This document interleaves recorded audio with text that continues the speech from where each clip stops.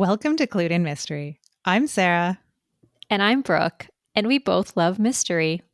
Hi, Brooke. Hi, Sarah. How have you been? I've been really well. How about you? Yeah, I'm good too. And I've been watching some pretty great mystery TV shows. What about you? Yeah. Earlier this year, I know you'll remember that we did an episode about some of our favorite mysteries on screen. And we also did a couple of episodes about screen adaptations. But just like books, there's always, new shows to watch. So why don't we talk a little bit about what we've been watching? That sounds great. So I will get started by talking about The Lincoln Lawyer, which is a series on Netflix, and it's based on the books that were written by Michael Connelly. And so at some point, I think we should do an episode about legal thrillers. But as the title suggests, this features a lawyer investigating, serving as the sleuth. There's 2 seasons on Netflix. And the second season, I'm partway through watching that. And I actually have read the book that this season is based on. They've adjusted the story a little bit, but all of the main points they are sticking true to. And I enjoyed the book and I'm enjoying the series so far. Something that I think is really interesting about Michael Connelly is so he's got another series of books that have been adapted for screen. And that's his Bosch series, which I haven't read, but and I haven't watched either. But I think that those are police procedural, and there's some crossover between the Lincoln Lawyer books and the Bosch books. Actually, I have read a Bosch book. Sorry, but there's some crossover between the 2 series. I haven't seen that yet in the Lincoln Lawyer, but there's some opportunity there because he does also have a Netflix. I think it's on Netflix, the Bosch series. I've seen the first season of that series, and I'm not sure if I had a hard time with it because there's also the Matthew McConaughey movie that is The Lincoln Lawyer. And I mean, that is just like 2 very different representations of that attorney, both good, but it was just like, it was very different than the other portrayal. So, but yeah, great stories, great mysteries. And I thought that the characterization was really good, like the way the characters interact with each other. Yeah, I agree. So, something I've been watching lately is Bones, which is funny because, yes, this is an old one, an oldie but goodie. But I was researching something I'm working on personally. I had an idea for like a clue drop, and I kind of wanted to get some ideas. And I remembered an old episode of Bones where something similar happened. So, the power of streaming, you can go back and watch these old shows, and it got me hooked on it. I really like these. So this is like, I make a sandwich for lunch and I turn on a 30-minute Bones, and they're pretty fun.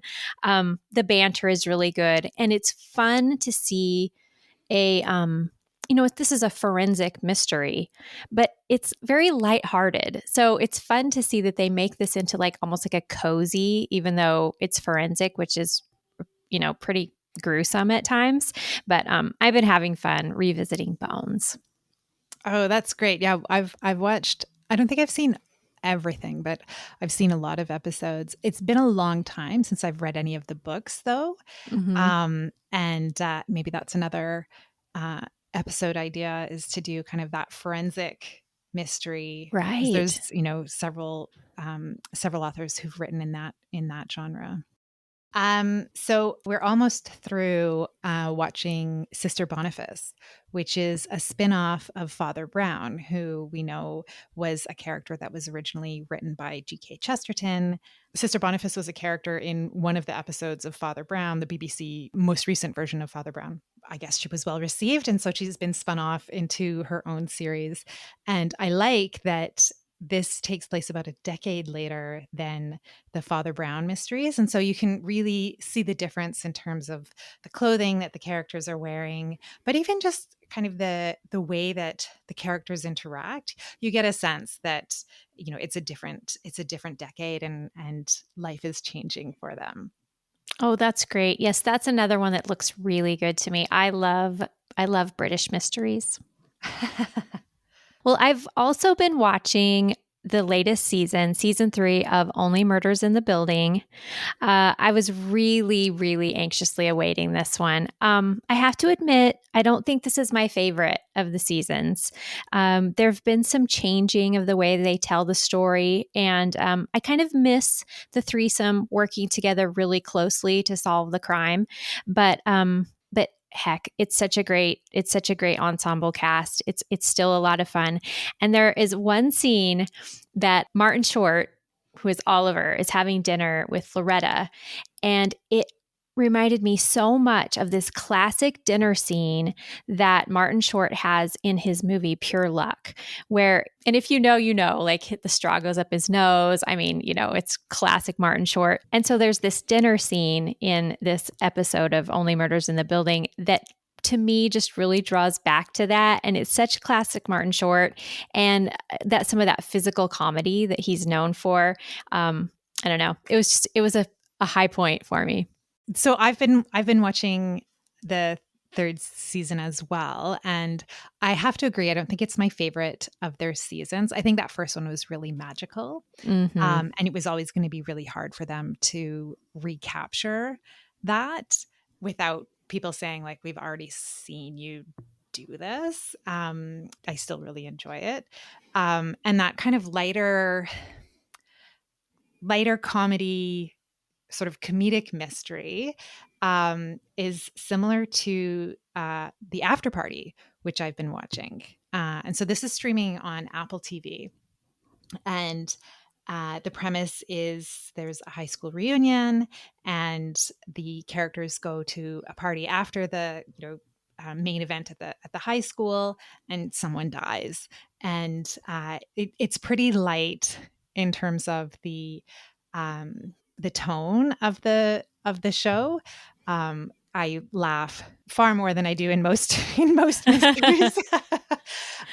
So yeah, I would recommend it. I think they have 2 seasons, and I'm just kind of partway through the first season. But yeah, it's definitely worth a watch.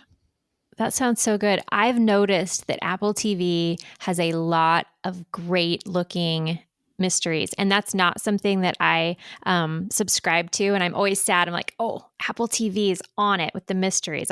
I may have to I may have to jump in. Well, something that I'm looking forward to that I haven't gotten into yet but plan on is The Sinner season 4. And here at my house, we've watched all the other seasons, and these follow emotionally damaged poor Harry Ambrose. He's a detective that has definitely had a hard time, but each season is a new homicide that he investigates. And that original was adapted from a novel by Petra Hamasfar. It's a good one. It's more cerebral. It's pretty slow moving, not a lot of action, but it's been a good series that we've enjoyed. I've never watched any of that. Is it on Netflix, did you say? Yes, that's a Netflix one. No, I haven't watched that one. On Netflix, you will find several Harlan Coben adaptations, because he signed, I think it was like a multi-book agreement with Netflix for them to adapt, his stories, and they are all domestic thrillers, domestic suspense. And I've never actually read any of his books, but I just had a hold come through at the library. So I will be fixing that very soon. One thing that I found really interesting about his adaptations is that they're not all in English. So there's one in French, one in Polish, maybe a couple in Polish, one in Spanish, and then a few in English. And I've enjoyed the ones that I've watched. I haven't watched all of them, but I have enjoyed the ones that I've watched. And on Prime is another adaptation of his books, and that is Shelter. So this is more YA. And I didn't realize this, but it's a spin-off. So it's based on a series of books that he wrote, which was a spin-off from another series of books that he wrote. And I can see in the show where they've recognized or acknowledged some of those other characters. Mm-hmm. So it's really interesting. But this one is on Prime, whereas most of his other ones are on Netflix, which I thought was interesting. It's filled with characters who all of whom have secrets that they're keeping, and I think there's going to be a lot of twists. I've watched a couple of episodes, and I can't wait to watch the next one. We've watched several of those as well over on Netflix, and I think it's interesting. And this will come up again in another sort of franchise that I'm going to reference later. But have you noticed that it's many times the same actors? It's almost like they have some sort of a group that have like joined in to create this series of different shows. And I always like the actors in those. Like they're really, really great actors, and they're so twisty. They really do their job of making you push watch for that next episode. Yeah, I agree. Yeah, you're right. Richard Armitage appears in a couple Yes. of those, and he's fantastic. Well, a funny one that we have watched a few episodes of at my house, simply because the title got me. This is also from Netflix. It's called Murderville. And I was like, okay, I got to see what this is all about. And so this is a comedy murder mystery / game show. I don't know how to describe it, but Will Arnett, who you might remember from Arrested Development, plays bumbling detective Terry Seattle. And each episode brings on a different celebrity guest who is essentially put in like a murder mystery game. The cast and crew create this full-on scenario for this celebrity guest to then try to discover who the culprit is in the murder mystery. And they have to solve the mystery with the clues that are given to them. They have the opportunity to interview, in different scenes, the different people, the different players. And if they do a good job, then they can solve the crime. And it's pretty hilarious because it turns into improv, of course. They have this celebrity guest who has no script. And it's pretty cute. I like the way that it pokes fun and kind of caricatures our murder mystery genre. And I think that that's good for us to remember that there's never anything serious going on here. So it's good for a laugh. So I've watched a couple of episodes of that, and I don't think I was in the right mood because it didn't. I only watched 2 episodes, and I was like, I don't think I can watch another one of these. So I might have to revisit that. Yeah, I agree. I don't think it's going to be like my go-to thing. And it's definitely better if the celebrity guest is either an actor or improv comedian themselves.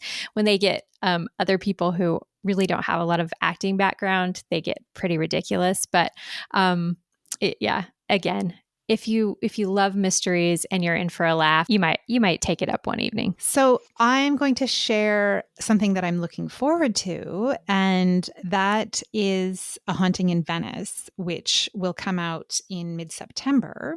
So we're recording this before it's released.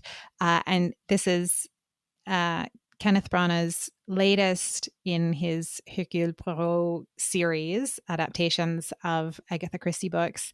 And this is based on the Hallowe'en party, which doesn't take place in Venice. It takes place in a small English village. So it'll be really interesting to see how that works. Yes, I am really looking forward to that. I can't wait to compare the book versus the movie, but it looks really scary, Sarah. It does look a little bit scary. And so maybe it's, not something that I'm going to watch at night, but I have to go to a matinee or something. But I really feel like in the end, Poirot is going to explain what really happened. And really, there was not anything that sinister going on all along. So we'll see. We'll see if my prediction is right. Mm-hmm. Well, another upcoming show that I'm excited for is The Fall of the House of Usher, which is releasing on October 12th of this year. And I suppose that this isn't technically a mystery because if you've read Poe's short story with the same title, you'll know this is more of a gothic horror, I suppose. But I think we can lump it in since we are talking about the grandfather of mystery. This is also going to be a Netflix production, and I'm really looking forward to seeing how they do this because, of course, originally it's set in the 1800s in a big spooky house, the House of Usher, but they're setting this in common time, current era, and the quote unquote House of Usher is more like a corporate kind of feel. So I'm excited to see what they do with this adaptation. Now, as I said before, with these groups of actors and producers that work together, this is done by the same group who have done Midnight Mass and The Haunting of Hill House. So you'll see some of those same faces, I'm sure, in this. And so a much more sleek and different kind of creepy House of Usher. Oh, it sounds like it could be a little more kind of suspenseful, twisty and turny. Yeah, that sounds like it'll be really interesting. Maybe a little more like those domestic thrillers that we were referencing before. So I'm hoping that I'm happy with the way they adapt this Poe story. That's definitely something to look forward to. Well, Brooke, I think this was really good to talk about some of the things that we've been watching, and hopefully some of our listeners can find out what to watch next. Exactly. Or even maybe give us some suggestions of what they've been watching and what they've been enjoying. So thanks for listening today to Clued in Mystery. I'm Brooke. And I'm Sarah, and we both love mystery. Clued in Mystery is produced by Brooke Peterson and Sarah M. Stephen. Music is by Shane Ivers at silvermansound.com. Visit us online at cluedinmystery.com or social media at Clued in Mystery. If you liked what you heard, please consider subscribing, leaving a review, or telling your friends.